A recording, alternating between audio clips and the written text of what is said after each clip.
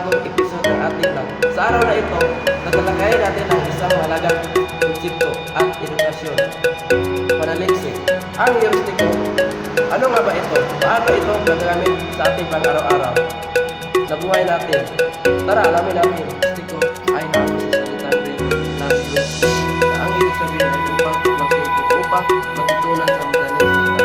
Ang heuristiko ay isang paraan na pagkatuto o pagtuturo kung saan ang isang tao ay may gumagamit ng personal na karanasan o sariling pagtukan upang makuha ang salita.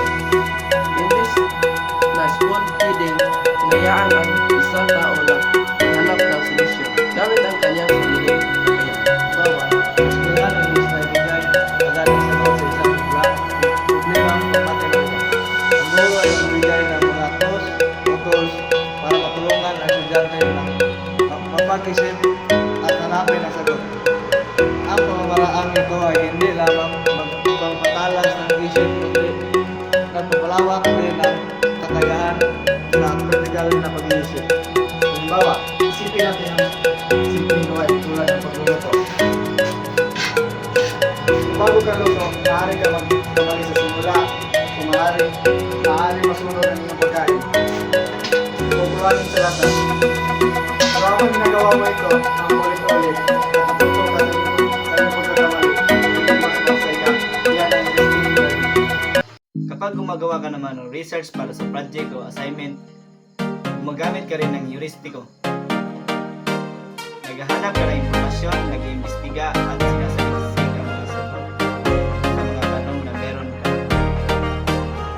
Lahat ang ginagawa natin para matuto o mag-isip ay kinalaman sa heuristiko.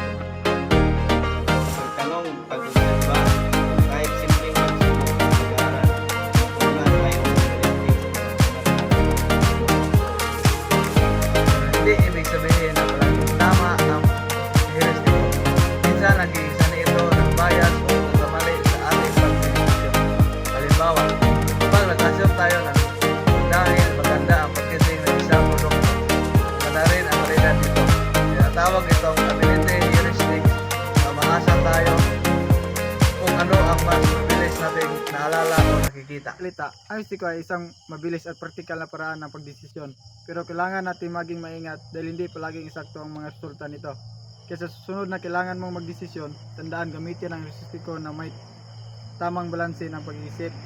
Nagustuhan mo ang vlog na ito at gusto mo pa matuto ng iba't ibang kaalaman, huwag kalimutan i-like at subscribe.